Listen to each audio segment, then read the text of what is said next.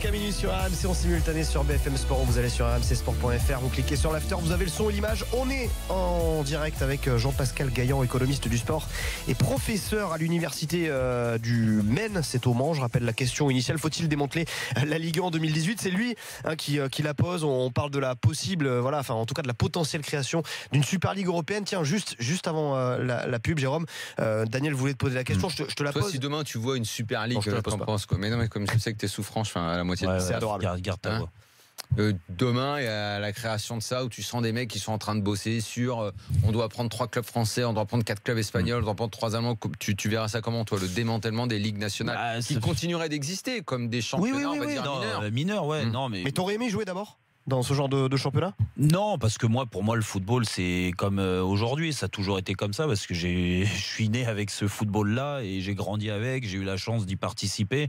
Ouais, mais regarde, nous, tu connaissais pas la Ligue des Champions. T'as connu la Ligue des Champions, c'est comme un championnat. Hein. Exactement. C'est pour ça qu'après, il faut vivre aussi avec son temps. Il faut accepter les changements. Il faut accepter qu'il y ait plus d'intérêt pour certains clubs d'ouvrir ce genre de ligue.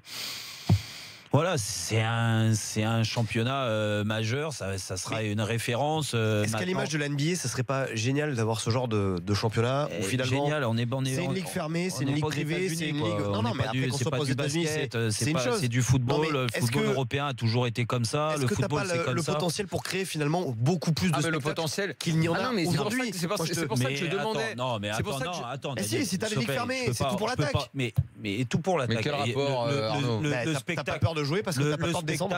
T'en as exactement ce qui se passe en NBA sur tous les matchs, mais dans tous les championnats, t'as des matchs spectaculaires, et qu'on me dise pas qu'il y a qu'en Angleterre ou en Espagne. Non, il y a eu 5-0-0 dans la 22e journée. Il peut y avoir des mauvais matchs, mais il y en aura encore. T'en fais pas. Ça sera pas une avalanche de buts, un spectacle exceptionnel, parce que il y a la Juve. Tu veux que je te montre des matchs de Champions League où on s'est fait chier avec des grandes équipes? Bien sûr. Ce qui fait que tu vois énormément de points en NBA, c'est pas forcément que ce soit une ligue fermée. C'est d'abord, tu as un élitisme qui est très fort, et ce qui a contribué aussi à ça et à la spectacularité du championnat, c'est aussi une adaptation des règles pour faire en sorte que ça le soit. Voilà. Moi, le seul truc qui me dérange dans tout ça, c'est ce genre de ligue. Quand tu as ce ligue, comme tu disais, comment tu fais pour intégrer d'autres équipes qui veulent y participer? À partir du moment où tu crées ton truc, c'est comme l'Euroleague de basket aujourd'hui, avec les mecs qui demandent des tickets pour rentrer, et aujourd'hui, tu as une équipe comme l'Asvel qui va peut-être être accueilli dans ce qui est une sorte d'entreprise privée qui est gérée par un Catalan. Et pourtant, ils sont pas champions de France, l'Asvel.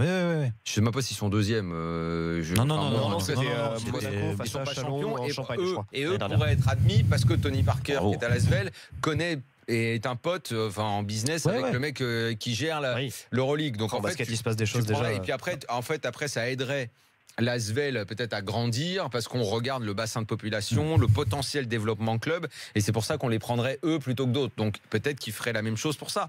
Moi, je milite pas pour ça. Le sujet m'intéresse parce que, et là je me tourne à nouveau vers notre invité, on va dire, ça paraît en termes de business tellement évident que tout le monde va en profiter et que ça va croquer, parce que t'imagines même un club comme Lyon, comment il pourra en profiter, un club, le 3e français qui serait accueilli, ce serait Marseille, taille du stade, potentiel, bassin de population, histoire évidemment du moins. C'est tellement évident d'un point de vue marketing et business à quel point tu ferais tourner la boutique très vite, qu'on en est presque à se demander comment les mecs ne se sont pas encore lancés dans l'affaire. La seule chose, moi, qui peut me déranger aussi, là, c'est les règles. Alors, si tu pars dans le fonctionnement de la NBA, c'est-à-dire tu fais t'as des matchs, après les matchs de championnat, t'as les playoffs. Donc le premier rencontre le 8e, le deuxième, on est d'accord. Oui, après c'est pas sûr que la formule serait. On n'a pas la formule déjà. Elle peut partir dans ce truc-là. Admettons. Moi, ça me dérange parce que Daniel en parlait dans la première partie de l'émission. Je sais plus pourquoi tu disais le foot c'est exceptionnel. Oui, quand West Ham a marqué contre Tottenham, tu peux avoir une équipe qui. Mais toi, tu es déjà en train de parler d'éventuelles règles. Moi, je te parle juste de l'idée et c'est ce que défend. Enfin, c'est pas ce qu'il défend, c'est en tout cas ce qu'il avance dans son. On va leur donner la parole à Jean-Pascal. Lui, il dit la possibilité de. Au milieu. Après, ça pourquoi viendra on n'y a pas pensé avant, Jean-Pascal Gaillan, justement? Enfin, pourquoi on l'a pas. Voilà, pourquoi ça n'a pas été fait à l'heure où on parle, alors que ça fait des années que c'est le serpent de mer, comme vous dites? Non, moi je crois que vraiment un des aspects qui a été déterminant, c'est l'épée de Damoclès sur les joueurs. Si les joueurs se hasardaient à aller dans une ligue qui n'était pas sous l'égide de l'UEFA, ils auraient été dans un bras de fer à minima et sans doute sanctionnés. Et pour un joueur de football aujourd'hui, pour son image, pour sa capacité à générer des ressources, avoir des contrats publicitaires, il faut être présent à la Coupe du Monde, il faut être présent à l'Euro. Donc ça, pour moi, ça a été le blocage qui a empêché. Aujourd'hui, on a peut-être une évolution, on va dire juridique, qui permettrait bien de lever cet obstacle.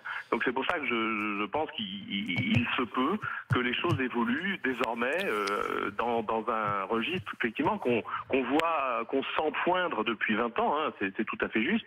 Et là, et je pense que de surcroît, et je le répète, c'est concomitant avec un déséquilibre compétitif qui est plus marqué encore aujourd'hui dans les 5 ligues européennes, et cet déséquilibre entre la première ligue et les ligues des différents pays continentaux. Donc c'est beaucoup d'éléments qui concourent à laisser penser que ça pourrait aller dans ce sens-là. Alors moi-même, je ne suis pas du tout favorable à une ligue fermée. Hein. Moi, je pense que je souhaiterais. Oui, vous êtes là pour dire qu'effectivement, il y a une conjonction de phénomènes qui pourrait conduire à ça. Oui, c'est ça votre article. En fait, vous militez pas pour, bien sûr. Je milite pas particulièrement pour. Je pense que c'est un peu inéluctable, quoi. C'est-à-dire que Est-ce que c'est dans notre état d'esprit aussi? Finalement, est-ce que c'est dans l'état d'esprit européen? Est-ce que finalement c'est pas quelque chose typiquement nord-américain, ce genre de ligue? Oui, je crois qu'il y a une vraie différence entre donc les ligues fermées et les ligues ouvertes, c'est dans la culture football européenne d'avoir des ligues ouvertes. Simplement, ce qui se passe, c'est qu'il y a effectivement, c'est un marché mondial. Les clients sont chinois, les clients sont nord-américains, les clients sont en Asie, et eux, effectivement, ils préfèrent un match Bayern de Munich contre Real de Madrid qu'un match entre Bayern de Munich et Wolfsburg, ou qu'un match entre N'oublie Paris pas le et marché. Amiens. N'oublie pas le marché et les marchés que cherchent à conquérir ces clubs européens, parce que dans les tailles de marché réduites à leur pays ou à l'Europe, ils ont déjà un peu tout fait. Et eux, ce qu'ils veulent, c'est se développer encore plus. Et dans les pays où on cherche à se développer, cette idée-là serait acceptée immédiatement, parce que si tu as des Bayern Real, PSG Barça, Juve, machin régulièrement, mais tu vas faire un carton monumental d'oseille, quoi. Ouais. Et tu vas mettre une claque à tous les championnats mineurs qui vont devenir mineurs. Je vous laisse la parole, Jean-Pascal Gaillon. Oui, en fait, il faut avoir une vision globale. Aujourd'hui, on a, si on essaie de classer les ligues mondiales de sport en fonction de leurs revenus, on a d'abord la NFL, le Football League américain, la MLB, le baseball, et après la Première Ligue. Et ensuite seulement la NBA. Alors c'est pratiquement la même chose, Première Ligue et NBA. Et puis après la Ligue de hockey. Et puis après on a la Liga espagnole, la Serie A italienne, la Bundesliga, la Ligue 1. Donc en fait, on est dans une espèce de compétition des plus grandes ligues mondiales, et c'est presque une anomalie qu'il n'y ait pas la Ligue de soccer européenne qui soit la première ligue de sport du monde, parce que et ce serait probablement la première ligue de sport du monde d'un coup, si elle se crée. Voilà, c'est exactement ça. Mais la première ligue, les managers de la première ligue ont en tête de devenir la première ligue de sport du monde, de spectacle sportif du monde, devant la NFL.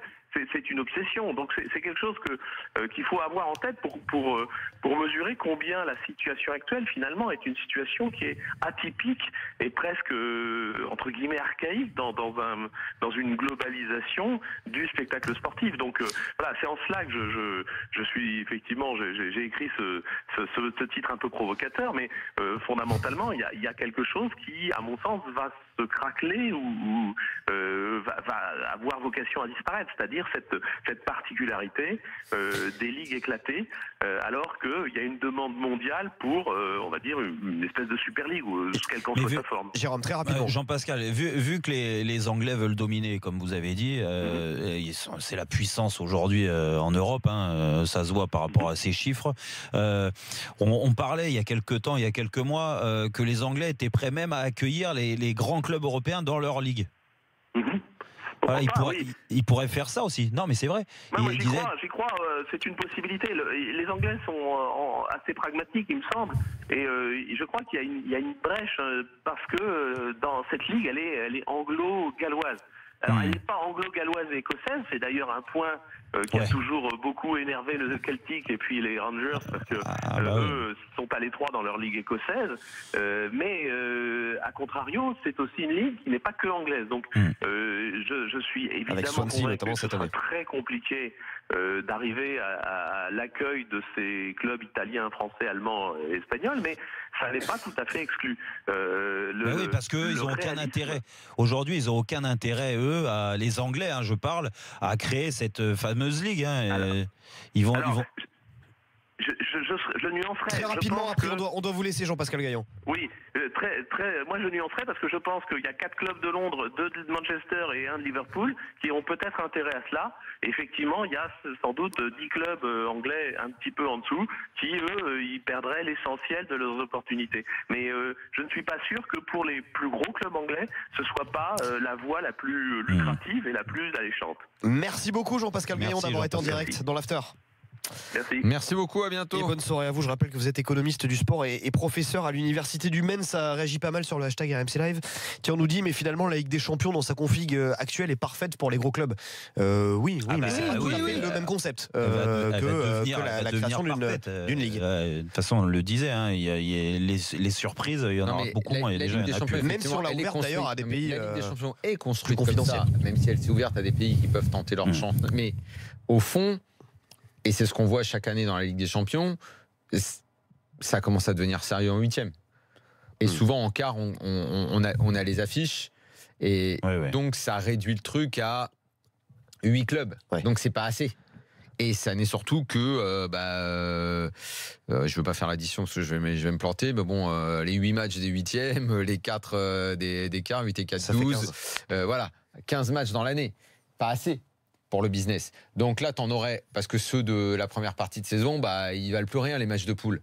Et dans cette création-là, certaines équipes qui, en poule, n'arrivent plus à passer, auraient plus de revenus et pourraient devenir des candidats et des concurrents plus sérieux pour qu'on ait plus de gros matchs tout au long de l'année. Là, je me fais l'avocat du diable parce que je suis pas vraiment partisan, moi, de ça. Mais d'un point de vue du business, mais moi, demain, et je pense que je suis pas le seul, plein de gens qui nous écoutent, nous tous, franchement, on la crée en une journée, la Ligue. On est bien d'accord qu'on la crée très vite. Une fois, on va discuter pendant 2 heures des règlements. On va discuter pendant 4 heures de quelle équipe doit venir en fonction de. Enfin, tu sais, c'est comme si on organisait une grosse soirée, on envoyait les invitations. On va regarder en Allemagne. On prend Dortmund, public, histoire, machin. On va prendre Schalke, public, pareil. On prend Bayern. Peut-être même qu'on irait, alors qu'ils sont mauvais, complets, mais peut-être même une équipe comme Hambourg, parce qu'il y a une grosse population et en leur donnant les moyens, peut-être que voilà. En Italie, on sait très bien qui on prendrait. En France aussi.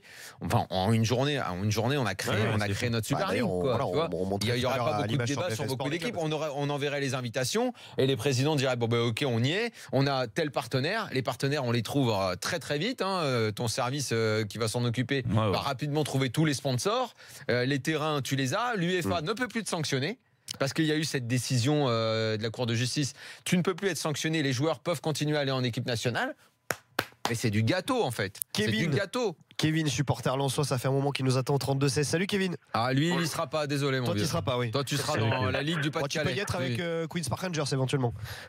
Bonjour, bonne année, bien sûr. Bonne année. Bonne année. Ouais, pour l'instant, on va essayer de voir si on n'est pas en national l'année prochaine déjà, ce sera déjà pas mal. ça va mieux quand même. Non, je rigole pas, Jérôme. Je me rappelle de la saison 2008, enfin 2008-2009. Vous étiez en bagarre avec nous, mais bon. C'est vrai, c'est loin ce temps. Ouais, donc moi je voulais revenir sur le sujet. En fait, moi j'avais pas compris. C'est une ligue en fait qui est un peu type Ligue 1, mais pour l'Europe en fait. Oui, c'est ça, c'est à l'échelle européenne, mais ça serait une ligue pas type Ligue 1 justement, puisque ça serait, ce dont on parlait, mais voilà, c'est une possibilité. Ça serait une ligue fermée. Moi, ce que je dis, c'est que c'est la mort des clubs moyens, surtout. De toute façon, c'est le cas aujourd'hui, Kevin. En fait, le truc, c'est qu'aujourd'hui, il y a pas mal de choses dans le foot. On veut pas regarder certaines réalités. En fait, on veut pas regarder certaines choses qui existent déjà depuis longtemps. Je le disais tout à l'heure, c'est qu'en Ligue des Champions, depuis combien d'années, sur les 5 dernières éditions, les 10 dernières éditions, à combien d'erreurs on est quand on joue en septembre, quelles sont les 2 équipes qui vont sortir ? On ne doit pas se tromper des masses. Hein. Oui. Ouais, mais Donc, même sur les. donc la mort des clubs, comme tu dis, de milieu de table. Je vais même aller plus loin pour un club comme le tien. Un club dans une petite ville, ça ne peut pratiquement plus prétendre à être important dans le foot. Parce que stade, bassin de population et toutes ces réflexions là en fait. Bon, il reste quand même quelques jours. La dernière, c'était Leicester. Oui, mais Leicester, c'est pas une petite ville. Non, mais tu veux dire pour la surprise. Non, mais on est d'accord. Bon, c'est Paris. Leicester, c'est Paris. Non, mais c'est pas ça. Leicester, c'est pas une petite ville. C'est pas une petite ville. Non, mais d'accord. C'était ce qu'il voulait dire, c'était le concept de trucs inattendus. Leicester, c'est. Oui, mais non, mais toi, tu le savais. T'avais dit qu'ils allaient trouver en Angleterre. Mais c'est l'exception. Mais il y a toujours une exception à la règle. Mais c'est un épiphénomène. Oui, non, mais on que tu vois une fois. On sait. L'Angleterre, on va y aller, messieurs, dans quelques instants. Merci Kevin d'avoir fait le 32-16 supporter lensois.